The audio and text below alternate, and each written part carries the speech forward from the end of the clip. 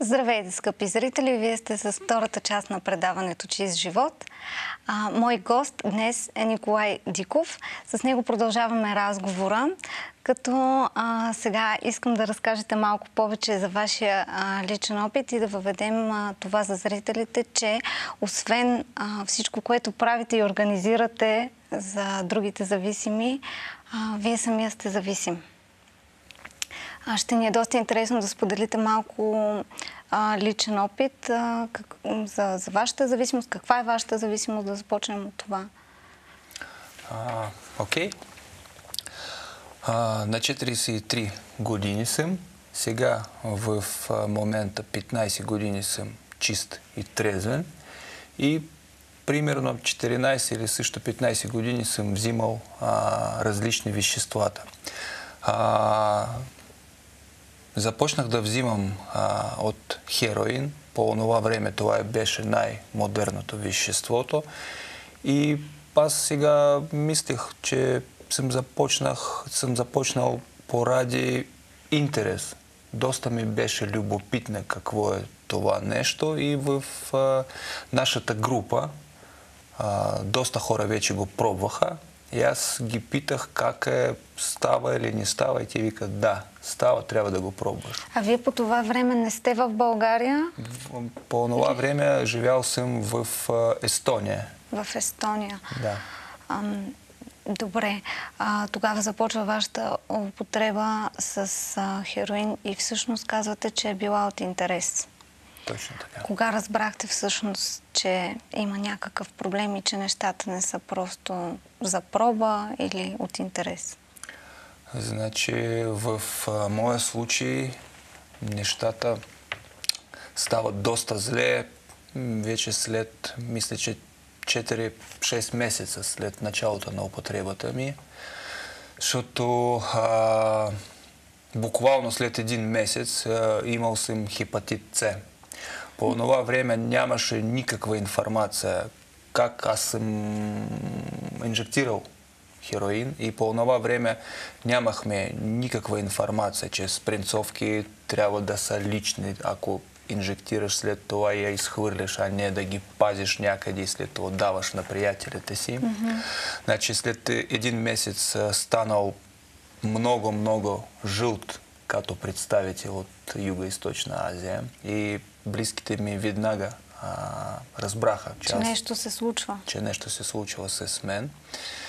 Обаче това не ми спира изобщо. Имахме скандали в къщи, но по това време доста хора от моето училище употребяха веществата и това не беше кой знае какво. Тук, извинявам се, само че прекъсвам. Тук говорим един от първите симптоми на зависимостта, тъй като е разглеждана като заболяване. Един от първите симптоми е точно това, че дори другите да ти дават, близките, приятелите да ти дават някакви индикации, че нещо се случва и че нещо не е наред. Зависимият продължава да употребява, въпреки вредите, които вижда, че си нанася. Тоест, тук вече говорим за развиване на зависимостта и в вашия случай, може би месец по-късно, т.е. доста бързо вече се е развила тази зависимост. И другото, което е в тази история, хваща ми един механизъм на илюзиите, нали? Аз ще продължа да употребявам, защото всички го правят, така е модерно, така е готино. Да, значи след 4 или 6 месеца вече съм имал абстиненции, имал проблеми с съня, имал проблеми с физическото ми самочувствие, защото колените болят, кокалите болят, всички тия работи. Освен това започнах да крада парите, някакви ценни неща от къщата ми. Това е пак като симптом на зависимото поведение. Другото нещо, хората от тези, с които съм употребял, които имаха по-голям опит в употреба, те ми викаха, че ако ти си започнал това нещо, няма как да спреш. Аз викам,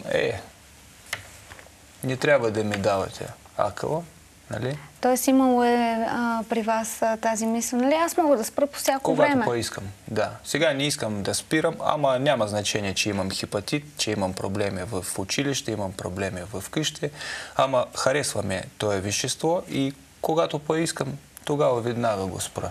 Когато си реша, тогава ще го спра и аз нямам проблем. Тоест тук е фазата на отрицанието, нали? Аз нямам Точно проблем. Точно така.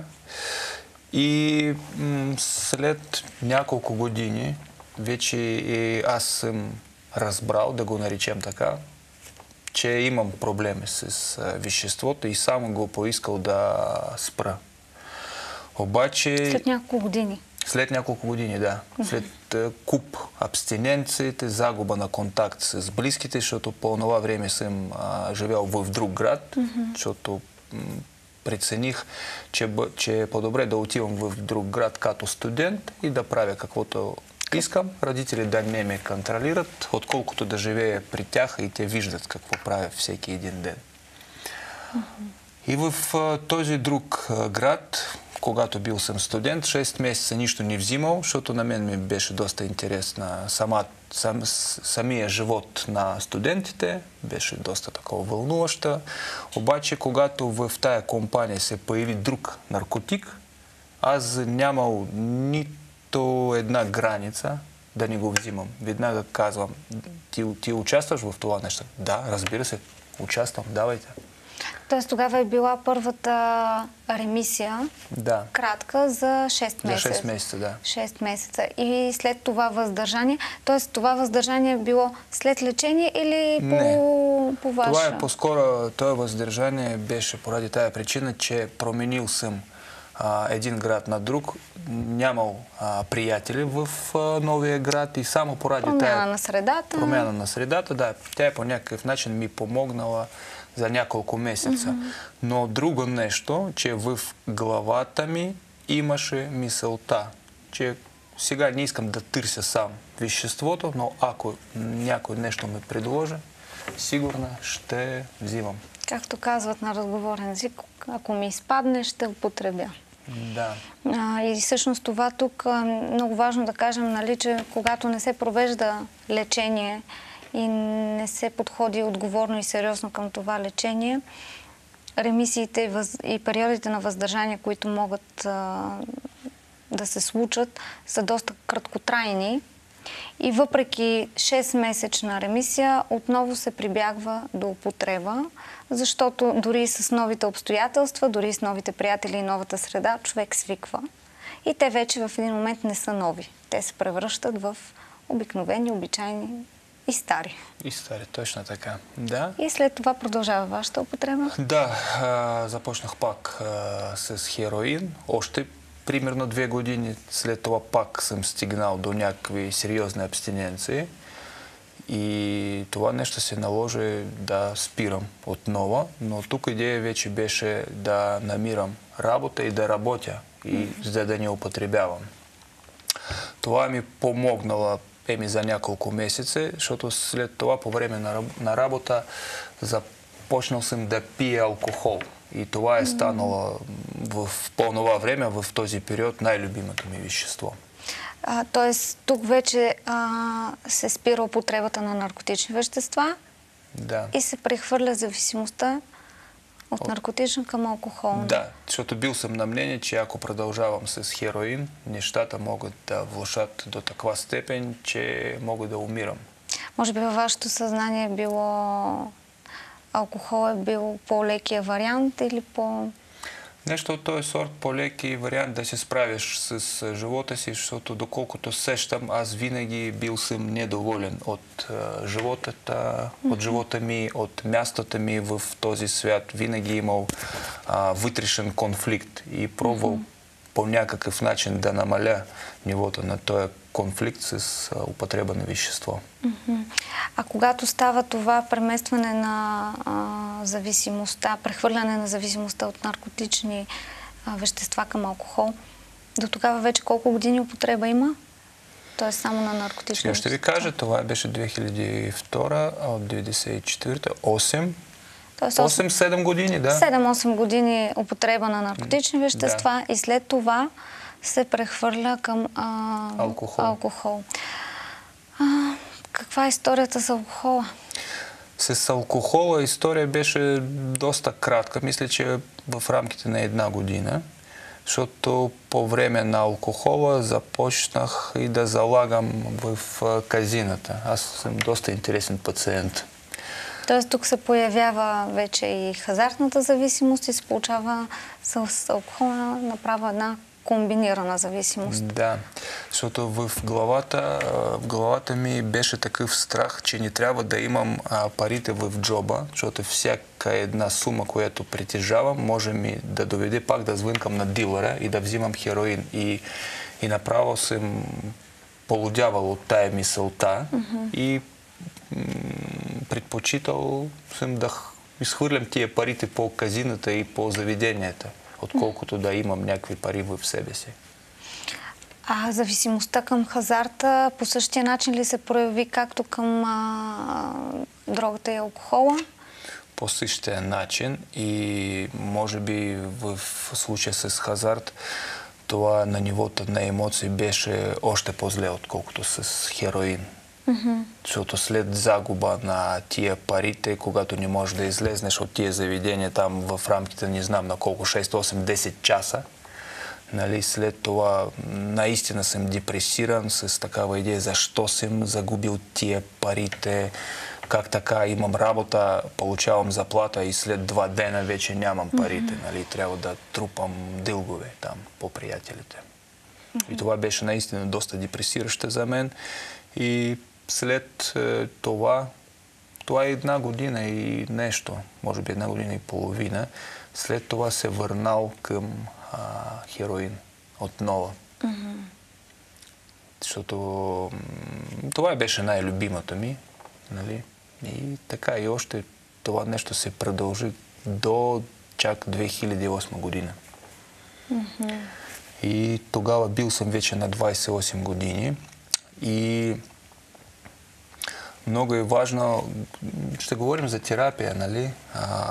И защото в нашата групичка на употребяващи хора беше едно момиче, който по това време, освен употреба на вещества, понякога е влизала в групите на анонимни наркозависими. И оттам тя е допринесла в наша компания някакви нагласи и идеи на тая група на анонимни наркомани. За лечение. За лечение, да. И нейната мисълта беше, когато човек стигне до дъното, тогава има няколко варианти. Нали? Първото нещо да отидеш в лудница, друго нещо да отидеш в затвор или да бъдеш погребен и четвъртото нещо наистина можеш да се възстановиш. И аз с тая нагласа продължих да употребявам още няколко месеца, но всяка сутрин по време на абстиненция идваше ми се прокрадваше тази мисъл. Тая мисъл, ти си на дъно или не? Аз викам, още не мога още да подрусам малко. 1 седмица, 2, 3 след това ти си на дъно или не? Викам, да, аз съм на дъно. И тогава нещо такова, като вътрешен глас вика, действай. И първото нещо, което съм направил в посока на лечението, това беше, че е звънял на своите близките и им казал, че наистина съм болен човек, зависим човек. Те бяха направо шокирани, защото те не искаха да го приемат. И лелята ми викаше, ти си наистина тези 14 години употребявал веществата. Викам, да, наистина.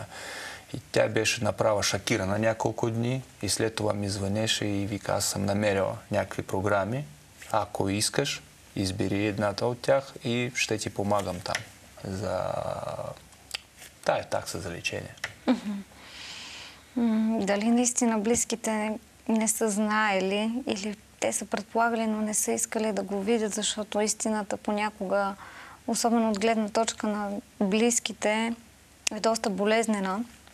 Наистина да виждаш човека, който обичаш и на който държиш, по този начин, нали, да изпада в тази безпомощност, е доста трудно за близките.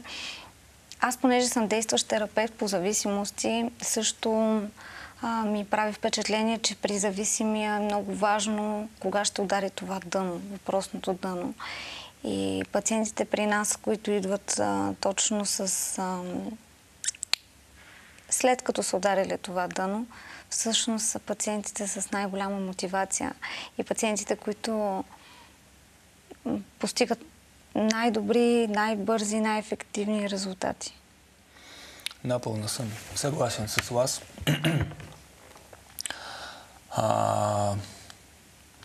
Друго нещо бих искал да кажа, това, че съм бил готов тогава да приемам лечение, това не е цялата работа, защото това е само първата стъпка. Втората стъпка, когато преминава през лечение, трябва да се свикнеш да живееш с 15-20 наркомани, алкохолици, нали? И това е доста тежко беше за мен.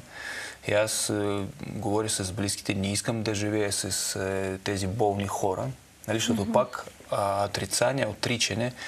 Аз съм по-различен. Да, аз съм по-различен. Не съм точно като тях. Да, не съм чак толкова зле като тези. Не съм чак толкова зле и се започва едно сравнение, нали, кой е употребявал повече, кой е по-зле. Да, точно така. Моите проблеми не са чак толкова задълбочени, нямам такива големи щети и така нататък. И тук искам да кажа едно голямо благодаря на терапевтите, които ми помагаха доста през работи по самоанализ, през груповата терапия, през лекции, семинари, защото до постъпване ми в програмата аз нямал нито една идея как действат веществата върху човека и какви са нагласи, какви са резултати от употреба. Само в терапевтична програма наистина съм разбрал какво носят наркотици. Защото аз бил съм на мнение, че ако употребяваш наркотици, единият проблем, това е само тия чернодробни проблеми с черния дроб и до там. И може би още хив и до там. На друго нещо наркотици не се влияят, обаче след това разбрах, че наркотици влияят на биохимия, на мозъка. Точно така. Човек не може да изразява чувствата си, че ако ти си зависим, това е болезнь, това не е значи, че ти си слаб човек, нямаш воля, както доста родители смятат. Той сам си го направи, той не може ли да спре. Много хора разсъждават така спрямо зависимите. А това от моя опит показва, че може би подтиква зависимия още повече към употреба. Когато му кажеш, нали, престани, стига, спри се, стегни се, не виждаш ли, че не става така, не можеш ли да се спреш. И може би това мотивира зависимия да продължи всъщност да употребява, отколкото да му помогне да вземе решение да се лекува.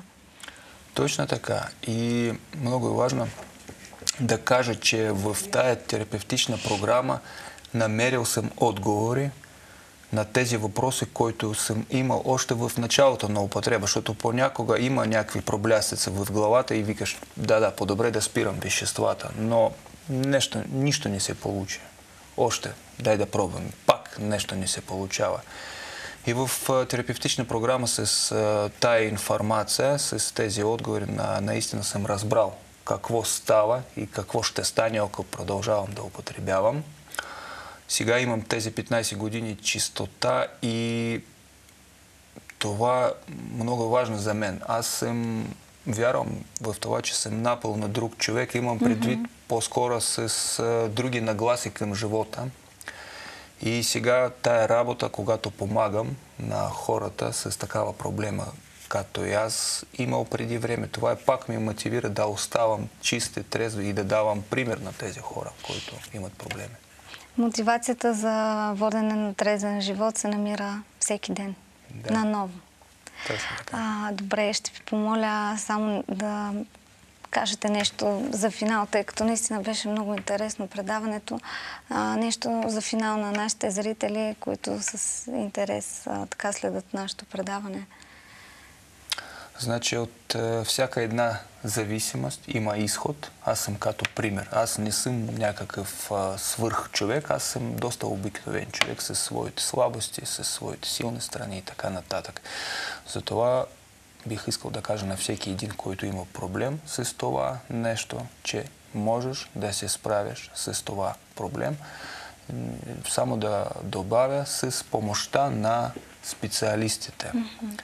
Това е едното. Другото нещо, тези хора, които употребяват веществата, според мен, имат много голям потенциал. И много е важно да насочиш този потенциал към нещо по-здраво, по-градивно. И имам предвид хора, които спират алкохол или наркотици, те стават наистина успешни в живота си. И това е пак надихва тези хора да поставят по-сериозни цели, да ги стигат, да поставят още по-сериозни цели и по някакъв начин да се развиват, защото според мен... И мотивира. Мотивира, да. Промяна, това е закон на живота. Ако не си променяш, си връщаш в старото. Много ви благодаря за участието и за това, че ни гостувахте. Аз искам да завърша с нещо, което си откраднах от вашата презентация, че не всички хора са зависими, но всички зависими са хора. Благодаря ви, че бяхте с нас. До следващия петък.